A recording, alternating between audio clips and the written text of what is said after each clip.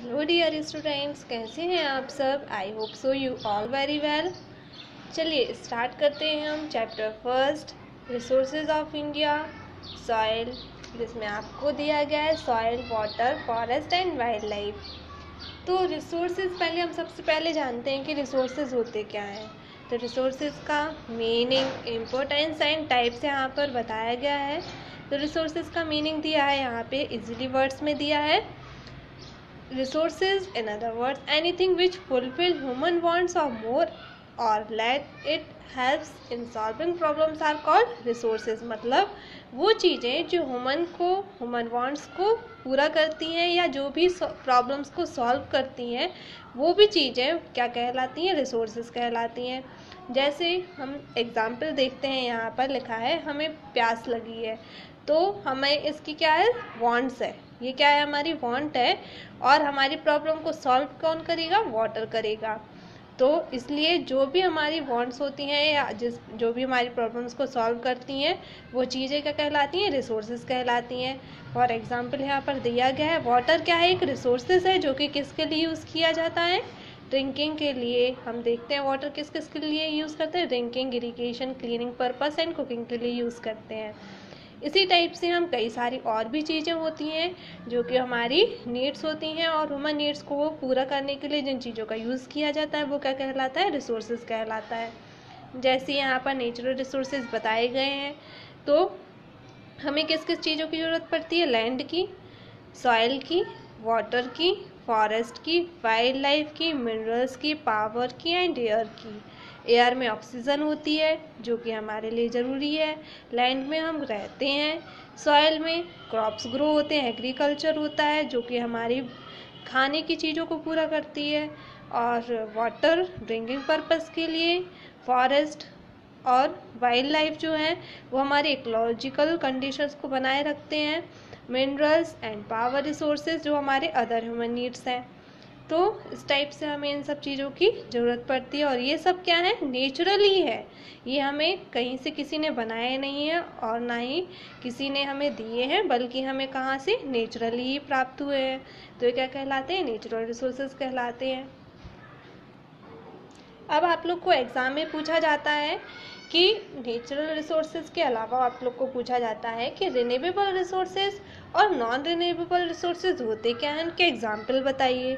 तो आप लोग बताएंगे रिन्यूएबल रिसोर्सेज वो होते हैं जो कि रीजनरेट होते हैं। रीजनरेट मतलब बार बार जिनका यूज़ किया जाता है। जैसे हमने एक बार एग्रीकल्चर में क्रॉप्स ग्रो कर दिए, तो हम क्या उसमें दोबारा क्रॉप्स ग्रो नहीं कर पाएंगे, कर सकते हैं। तो एग्रीकल्चर में हम उसको बार बार क्रॉप्स को ग्रो कर सकते हैं। या वाटर है, वाटर का यूज़ हम मान लो पी लिया वाटर, तो ऐसा नहीं है वाटर फिनिश हो जाएगा। हमारे पास रिवर है, तो रिवर से हम क्या कर सकते हैं, उससे वाटर कभी फिनिश नहीं हो सकता, वाटर आता जाएगा। तो इस टाइप से रिन्यूएबल रिसोर्सेज में एग्रीकल्चर हो गया, है ना। तो जो रीजनरेट होते हैं, मतलब जिनका हम बार बार यूज़ कर सकते हैं, वो क्या कहलाते हैं, नेचुरल रिन्यूएबल रिसोर्सेज कहलाते हैं। नॉन रिन्यूएबल रिसोर्सेज वो होते हैं जिनका एक बार यूज़ करने के बाद वो क्या हो जाते हैं, फिनिश हो जाते हैं। जैसे कोल हुआ, कोल को हम जलाएंगे तो क्या हो जाएगा, वो राख बन जाता है, तो उसका हम दोबारा यूज़ नहीं कर सकते। पेट्रोल हुआ, हमने एक बार बाइक में यूज़ कर लिया तो वो क्या हो जाएगा, वो ख़त्म हो जाएगा। तो इस टाइप से नॉन रिन्यूएबल रिसोर्सेज जो कि एक बार यूज़ होने के बाद फिनिश हो जाते हैं, वो नॉन रिन्यूएबल कहलाते हैं। अब आप लोग को पूछा जाता है कि सॉइल का फॉर्मेशन क्या होता है। तो सॉइल फॉर्मेशन मतलब सॉइल कैसे बनती है, सॉइल की इम्पोर्टेंस पूछी जाती है, सॉइल क्या होती है। तो सॉइल क्या है, बहुत ही वैल्यूबल है, मतलब हमारे लिए बहुत ही ज़्यादा इम्पोर्टेंट है, क्योंकि जो हमारी इकोनॉमिकल डेवलपमेंट है हमारी कंट्री का, वो किस पर डिपेंड है, सॉइल पर डिपेंड है। सॉइल क्या है, हमारी अर्थ की टॉप मोस्ट लेयर है। हम लोग देखते हैं सॉइल कहाँ पाई जाती है, तो सॉइल हम लोग अर्थ की लेयर जो फर्स्ट लेयर होती है उसमें हम सॉइल को देखते हैं। फिर सॉइल किसके लिए इम्पोर्टेंट होती है? सबसे ज़्यादा ह्यूमन लाइफ के लिए इम्पोर्टेंट होती है, और सबसे ज़्यादा जो इम्पोर्टेंट होती है वो फार्मर्स के लिए, क्योंकि फार्मर्स क्या करते हैं, उसमें क्रॉप्स ग्रो करते हैं। क्रॉप्स क्या होते हैं, फिर हमारे पास डायरेक्टली इनडायरेक्टली आते हैं, फिर हम क्या करते हैं, उसका यूज़ करते हैं। तो क्रॉप्स में कौन कौन सी कुछ चीज़ें ग्रो होती हैं, जैसे कॉटन, सिल्क, जूट और क्रॉप्स वगैरह ग्रो होते हैं। फिर इनडायरेक्टली हम इनका डायरेक्टली और इनडायरेक्टली भी यूज़ करते हैं, जैसे कॉटन, जूट, सिल्क के हम कपड़े बनाकर पहनते हैं, और जो क्रॉप्स होते हैं उनको हम क्या करते हैं, खाने के लिए यूज़ करते हैं। तो ये सब चीज़ें कहाँ पर ग्रो हो रही हैं? सॉइल में ग्रो हो रही हैं। तो इसलिए सॉइल किसके लिए इम्पोर्टेंट है? ह्यूमन लाइफ के लिए, और स्पेशली फॉर फार्मर्स के लिए। आप लोग से यदि ये सब पूछा जाता है कि सॉइल फॉर्मेशन क्या है, सॉइल क्या है, क्यों इम्पोर्टेंट है, तो आप लोग मन से भी लिख सकते हो कि सॉइल कहाँ कहाँ पर ग्रो होती है, सॉइल कैसे इम्पोर्टेंट है। सॉइल में वेजिटेशन भी कर सकते हैं, एग्रीकल्चर होता है, तो ये सब सॉइल से रिलेटेड आप लिख दोगे। सॉइल फॉर्मेशन में आ जाएगा, सॉइल बनती कैसे है। तो सॉइल 1000 ऑफ ईयर्स, मतलब जो हजारों साल लग जाते हैं सॉइल को बनने में। तो सॉइल में जो रॉक्स होते हैं, कौन से रॉक्स होते हैं? पेरेंट रॉक्स और टॉपोग्राफी, क्लाइमेटिक कंडीशन, ये सब चीज़ों से मिलाकर क्या बनता है? सॉइल बनती है। आप लोग देखते हो जैसे एक फॉरेस्ट है, फॉरेस्ट में कई टाइम तक क्या होगा, कुछ डेड प्लांट्स होंगे, डेड एनिमल्स होंगे, उनके बाद वो जो डस्ट पार्टिकल्स होते हैं, धूल वगैरह होती है, वो आ जाती है।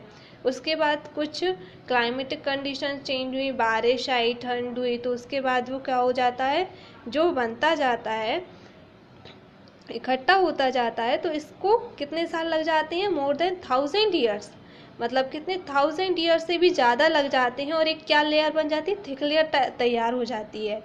ये क्या हो गई? सॉइल तैयार हो गई। सॉइल हमारी प्रॉब्लम्स को हेल्प करती है, तो यहाँ पर यही दिया है। अब सॉइल प्रोफाइल के अकॉर्डिंग हम समझ पाएंगे कि सॉइल में लेयर्स कौन कौन सी होती हैं। तो सॉइल प्रोफाइल में क्या देखते हैं? सीक्वेंस देखते हैं, कलर देखते हैं, उसका टेक्सचर देखते हैं। तो अब हम समझते हैं सॉइल फॉर्मेशन। सॉइल फॉर्मेशन आप लोग को समझ में आया होगा कि सॉइल कैसे बनती है। तो 1000 ऑफ ईयर्स से जब पेरेंट रॉक्स होते हैं, वो जब कहाँ पर, ज़मीन पर कुछ डेड प्लांट्स और लीव्स वगैरह होती हैं, वो जमते जाते हैं, तो उससे क्या हो जाती है? सॉइल तैयार हो जाती है। अब सॉइल के हम लेयर्स देखेंगे, तो आप लोगों ने तो सबसे पहले हम लोग अर्थ पर देखते हैं, तो अर्थ पे हमें क्या दिखता है? रॉक्स दिखती है या फिर सॉइल दिखती है।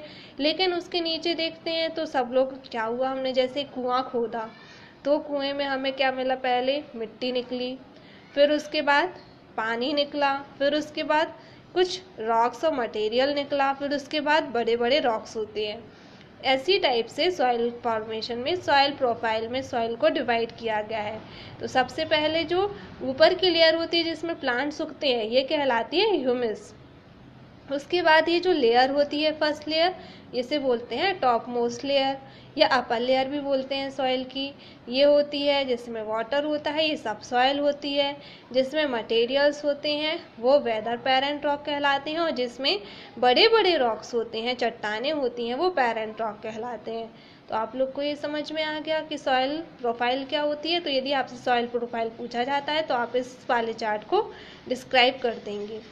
सॉइल के टाइप्स पूछे गए हैं आपसे, तो सॉइल कितने टाइप्स की होती हैं और डिस्ट्रीब्यूशन पूछा गया है। तो आप लोगों ने देखा होगा, एलुवियल सॉइल होती है, ब्लैक सॉइल होती है, रेड सॉइल होती है, लेटेराइट सॉइल होती है, डिजर्ट सॉइल होती है, माउंटेन सॉइल होती है। तो ये सब सॉइल के आपको क्या करना है, आपका ये वर्क है कि ये सॉइल कहाँ कहाँ पर पाई जाती है, इसमें से देखना है, और इसमें कौन कौन से क्रॉप्स ग्रो हो सकते हैं ये भी आपको देखना है। तो ये आपका वर्क है, और ये हमें आप बताएंगे कि आप लोग नोट्स बनाकर मुझे सेंड करेंगे। नेक्स्ट, आपको सबसे ज़्यादा इम्पोर्टेंट जो है वो पूछा जाता है सॉइल इरोजन और सॉइल कंजर्वेशन। तो ये सबसे ज़्यादा एग्जाम में आता है कि सॉइल इरोजन क्या है और सॉइल कंजर्वेशन आ गया। तो यहाँ पर आपको सॉइल इरोजन और सॉइल कंजर्वेशन की पेज के चैप्टर के फिनिश होने पर ये टर्म्स में आप लोग को 2 डेफिनेशन दी गई हैं, ये आप लोग बहुत अच्छे तरीके से लर्न कर लेंगे। सॉइल इरोजन क्या है? Draining of soil due to running water और wind, it is called soil erosion. मतलब सॉइल इरोज होना मतलब खराब होना, तो सॉइल कैसे ख़राब होती है? जब पानी बहता हुआ आएगा, यदि हम मिट्टी पर बहुत सारा पानी डाल दें तो क्या हो जाएगी? सॉइल ख़राब हो जाएगी। या बहुत आंधी तूफान चलेगी, बहुत हवा चलेगी, तब भी क्या हो जाती है? सॉइल ख़राब हो जाती है। तो draining of soil due to running water और wind, it is called soil erosion. ये वाली डेफिनेशन। सॉइल को कंजर्व कैसे कर सकते हैं, बचा कैसे सकते हैं? तो सॉइल को बचाना या संरक्षण करना ही सॉइल कंजर्वेशन कहलाता है। तो जब सॉइल इरोज होने से बचाएंगे हम, सॉइल खराब होने से बचाएंगे, तो क्या कहलाएगा? वो सॉइल कंजर्वेशन कहलाएगा। तो प्रिवेंशन ऑफ सॉइल इरोजन और depletion is called soil conservation. तो ये दोनों डेफिनेशन आप बहुत अच्छे तरीके से लर्न कर लेंगे। फिर आप लोग से पूछा जाता है वाटर क्या है?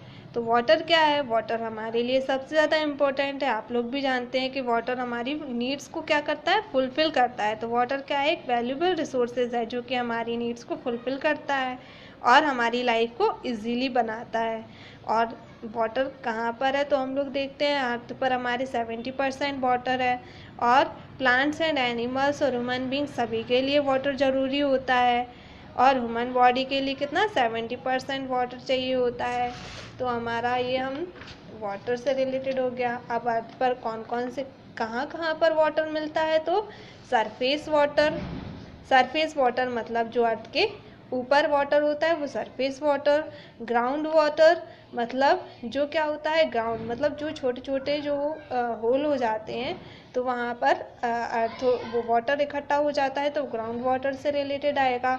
एटमॉस्फेरिक वाटर होता है, जैसे ओश होती है, सुबह सुबह हम लोग देखते हैं कि वाटर वेपर्स होते हैं या ओस होती है, फॉग होता है, तो उसमें क्या होता है?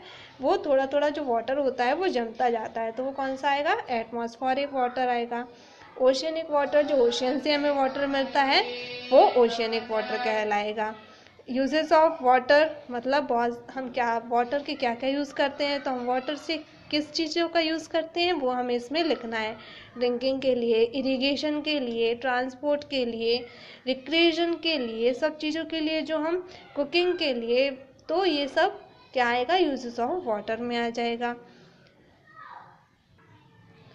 अब आप लोग से problems and conservation of water resources पूछा जाता है, तो वाटर को कंजर्व कैसे कर सकते हैं और प्रॉब्लम्स कैसे आती है? तो वाटर जब प्योरीफाई नहीं होता है, मतलब पॉल्यूटेड हो जाता है, तो वो हमारी प्रॉब्लम्स हैं। तो क्या होता है? ह्यूमन बींग्स के थ्रू क्या होता है? वाटर सबसे ज़्यादा पॉल्यूटेड होता जा रहा है, तो वो हो गई प्रॉब्लम। और कंजर्वेशन कैसे कर सकते हैं? तो हम वाटर को कैसे कंजर्व कर सकते हैं? यदि हम पॉल्यूशन होने से बचाएंगे, और यदि हम उसे रेन वाटर के थ्रू कलेक्ट करेंगे और उसे सेव करके रखेंगे, वाटर वेस्ट होने से बचाएंगे, तो हम क्या कर सकते हैं? वाटर को कंजर्व कर सकते हैं। इसी टाइप से आपको फॉरेस्ट एंड वाइल्ड लाइफ के बारे में पूछा जाता है कि फॉरेस्ट एंड वाइल्ड लाइफ होती क्या है, उसका कंजर्व कैसे कर सकते हैं। तो फॉरेस्ट एंड वाइल्ड लाइफ के बारे में आप जानते ही होंगे। तो फॉरेस्ट एंड वाइल्ड लाइफ में फॉरेस्ट हमारी कैसी हेल्प करते हैं, वाइल्ड लाइफ हमारी कैसी हेल्प करती है, हम उन्हें कैसे कंजर्व कर सकते हैं। तो आजकल गवर्नमेंट ने इतने रूल्स बना चुके हैं कि उनके थ्रू हंटिंग या शिकार करते हैं, शिकार वगैरह पे क्या करी गई है? रोक करी गई है, उन पे जुर्माना और केस भी लगाया गया है। तो इस टाइप से हम उन्हें कंजर्व कर सकते हैं। ये हमारा चैप्टर फिनिश हो गया। अब आप नेक्स्ट चैप्टर जो है वो हम पढ़ेंगे। इस चैप्टर में से बस इतना ही पूछा जाता है 10th में कि इसके फॉरेस्ट वगैरह जो दिया है, फॉरेस्ट, इसमें बस इतना ही पूछा जाता है कि फॉरेस्ट कंजर्वेशन और वाटर कंजर्वेशन और डायरेक्ट बेनिफिट्स और इनडायरेक्ट बेनिफिट्स फॉरेस्ट के पूछे जाते हैं। तो डायरेक्ट बेनिफिट्स मतलब फॉरेस्ट से हमें डायरेक्ट चीज़ें क्या क्या मिलती हैं, इनडायरेक्टली क्या क्या बेनिफिट्स होते हैं। तो डायरेक्टली क्या क्या मिलता है हमें, तो आप लोग देखते होंगे फॉरेस्ट में सबसे ज़्यादा वुड होती है, तो वुड मिलती है। फिर माइनर जो फॉरेस्ट होते हैं उससे हमें क्या मिलती है, जैसे मेडिसिनल हर्ब्स मिलते हैं, बैम्बूज मिलते हैं, है ना, और वैक्स मिलती है, हनी मिलती है, कत्था मिलता है, गम मिलता है। तो ये सारी चीज़ें माइनर फॉरेस्ट हुए। फिर इंडस्ट्रीज से बेसिस भी होते हैं, जैसे पेपर मिलता है, मैच मिलती है, लाइक ऑयल वगैरह जो होती है, सॉरी लेदर वगैरह, इसमें लेदर ऑयल का लिखा है, बाकी लेदर ऑयल तो नहीं मिलते। हाँ, पेपर मैच वगैरह जो भी मतलब इंडस्ट्रीज़ में रॉ मटेरियल यूज़ होता है, जिनके बेसिस पे इंडस्ट्रीज़ को चलाया जाता है, वो सब उससे बेसिस ऑफ इंडस्ट्रीज़ में आएगा। और एनिमल्स के लिए सबसे ज़्यादा ग्रेजिंग लैंड मिल जाती है जहाँ पर एनिमल्स रहते हैं। और एम्प्लॉयमेंट के लिए मतलब लैंड मिल जाती है जहाँ पर सबसे ज़्यादा क्या मिलता है। जैसे हम फॉरेस्ट जहाँ जहाँ पर ख़त्म होते जा रहे हैं, तो वहाँ की लैंड किसके लिए यूज़ हो रही है? लाइवलीहुड के लिए, है ना। पीपल्स के लिए किसके लिए यूज़ हो रही है? पीपल वहाँ पर घर बना रहे हैं। फिर फॉरेन एक्सचेंज, मान लो हमारे फॉरेस्ट वगैरह से क्या होते हैं, जो हमारी कुछ चीज़ें इतनी महंगी होती हैं, जैसे आप लोग चंदन देखते होगे, तो चंदन कितना महंगा है, और यदि हम उसे क्या करेंगे, विदेशों में बेचेंगे, तो वहाँ पर क्या मिलेगा? वहाँ से हमें फॉरेन मनी मिलेगी, फॉरेन करेंसी मिलेगी। फिर इसमें भी हेल्प होती है। स्मॉल स्केल इंडस्ट्रीज़ वगैरह भी हम इन्हें डेवलप कर सकते हैं, रिवेन्यू भी जनरेट कर सकते हैं। फिर इनडायरेक्ट क्या मिलता है? तो इनडायरेक्टली हम लोग क्या क्या देखते हैं, इनडायरेक्ट बेनिफिट्स कैसे होते हैं। ये तो हो गए हमारे डायरेक्ट बेनिफिट्स। और इनडायरेक्टली हमें क्या क्या मिलता है? तो सॉइल इरोजन को कंट्रोल करने के लिए, जैसे हमारी मिट्टी खराब हो रही है, ठीक है, तो इससे क्या होगा? फॉरेस्ट एरिया, हमारे यहाँ फॉरेस्ट होंगे, बहुत ज़्यादा प्लांट्स लगे होंगे, तो वो सॉइल को क्या करके रखेंगे? पकड़ के रखेंगे, है ना। सॉइल उससे क्या नहीं होगी? खराब नहीं होगी, निकलेगी नहीं वहाँ से, है ना, बहती नहीं है। तो इसको क्या कर सकते हैं? सॉइल इरोजन को कंट्रोल करते हैं। जब सॉइल खराब नहीं होगी तो फॉरेस्ट सबसे ज़्यादा ग्रो होंगे। फिर नेक्स्ट दिया है यहाँ पे, क्लाइमेट को कंट्रोल करते हैं। तो कंट्रोल द क्लाइमेट मतलब जैसे टाइम टू टाइम कोल्ड आती है वेदर, तो मतलब समर सीज़न आता है और विंटर आता है, तो इस टाइप से कोल्ड वाइन चलती हैं, हॉट वाइन चलती हैं, तो वो किसके थ्रू चलती हैं? प्लांट्स और ट्रीज के थ्रू चलती हैं, है ना। तो ये हो गया। फ्लड्स को चेक करता है, तो क्या होगा? जैसे बाढ़ आती है, तो बाढ़ आएगी तो किस में ऑब्जर्व हो जाएगी? ट्रीज में ऑब्जर्व हो जाएगी। पानी जो है वो कौन ऑब्जर्व कर लेगा? पेड़ ऑब्जर्व कर लेते, तो इसके कारण क्या नहीं होती? बाढ़ नहीं आ पाती। और जैसे स्पीड में वाटर आ रहा है, तो वो कौन कवर कर लेगा उसे? फॉरेस्ट पकड़ लेते हैं। फिर desert areas, rain bearers, water level increase करने के लिए, सॉइल की फर्टिलिटी को इंक्रीज़ करने के लिए, ये सब इनडायरेक्टली बेनिफिट्स हो जाएंगे फॉरेस्ट के। ये दोनों क्वेश्चन, डायरेक्ट बेनिफिट्स और इनडायरेक्ट बेनिफिट्स, एग्जाम में सबसे ज़्यादा पूछे जाते हैं। लेकिन उससे ज़्यादा जो आपके कुछ क्वेश्चंस हैं, जैसे मैंने आपको बताए हैं कि सॉइल कंजर्वेशन, सॉइल इरोजन, है ना, और अंडरग्राउंड वाटर के सोर्सेज, ये दोनों क्वेश्चन तो कौन से होते हैं? वाटर हमें कहाँ से मिलेगा? जैसे हमें ज़मीन के नीचे पानी है, तो हम कहाँ से निकालेंगे? तो वेल्स एंड ट्यूबवेल्स के थ्रू, कुएँ और जो सिंचाई के नल पंप वगैरह होते हैं ना, उनके थ्रू निकालेंगे। तो ये क्वेश्चन हमारे सबसे ज़्यादा पूछे जाते हैं। डिफ्रेंशिएट या कुछ भी पूछा जाता है, तो आप लोग सॉइल, यदि आप लोग को soil types of soil learn हो गई हैं, तो आप डिफ्रेंशिएट इजीली लिख सकते हो। सॉइल की ह्यूमन लाइफ में क्या इंपॉर्टेंस हो सकती है, ये भी आप लिख सकते हो। तो ये जो आपके क्वेश्चंस हैं, ये आप, यदि आपने अच्छे से इस वीडियो को सुना है, इस वीडियो को समझा है, तो आप इजीली इनको समझा सकते हो, बता सकते हो। आगे की वीडियो में मैं आपको सजेस्ट करती रहूँगी कि कौन से इम्पोर्टेंट होते हैं। उसके लिए आप इस वीडियो का देखकर आप फीडबैक ज़रूर दें। और ये चैप्टर हमारा फिनिश हो गया है। अब हम नेक्स्ट चैप्टर अभी स्टार्ट करेंगे।